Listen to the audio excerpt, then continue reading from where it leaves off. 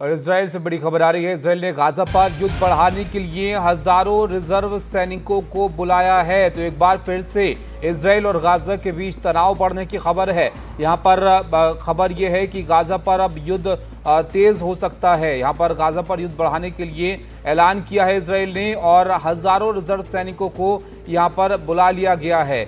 और ये अभी ताज़ा अपडेट यहाँ से निकल कर आया है कि जो रिजर्व सैनिक हैं उनको बुलाया गया है। इजराइल और गाजा के बीच काफ़ी वक्त से तनाव बरकरार है लगातार, और अब इसमें ये अपडेट आया है कि और यहाँ पर जो हरकत है वो बढ़ सकती है।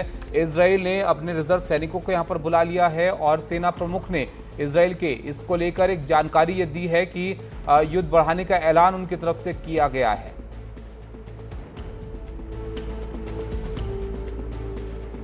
इजराइल और गाजा के बीच ये जो युद्ध है वो सालों से अब जारी है, क्योंकि जिस तरह से हमास की तरफ से इजराइल पर हमला किया गया था, उसकी जवाबी कार्रवाई के तौर पर जो ये लड़ाई शुरू हुई थी वो ख़त्म होने का नाम नहीं ले रही है। और अब ताज़ा अपडेट ये आया है कि गाजा पर और तनाव बढ़ सकता है। युद्ध बढ़ाने के लिए ऐलान इजराइल की तरफ से किया गया है और इस सिलसिले में जो रिजर्व सैनिक हैं उनको यहाँ पर बुलाया गया है।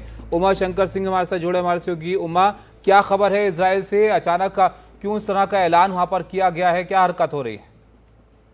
जी देखिए, सबसे बड़ी बात यह है कि बेन गुरियन एयरपोर्ट जो कि इजराइल का सबसे व्यस्त एयरपोर्ट है और जो कि बहुत ही सुरक्षित एयरपोर्ट माना जाता है, क्योंकि जो इजराइल की हवाई सुरक्षा प्रणाली है वो 3 लेयर की है और सबसे ज़्यादा फोकस जो है वो तेल अवीव और उसके जो एयरपोर्ट है उसके लिए होता है। लेकिन उसके बावजूद जो है वो हुती की तरफ से जो बैलिस्टिक मिसाइल दागी गई वो बेन गुरियन एयरपोर्ट के पास आकर गिरा। उसमें 8 से ज़्यादा लोग जो है घायल हो गए। हालांकि जानमाल का ज़्यादा नुकसान नहीं हुआ, लेकिन इसने इजराइल की जो अवैध हवाई सुरक्षा प्रणाली है उस पर सवाल उठा दिया है।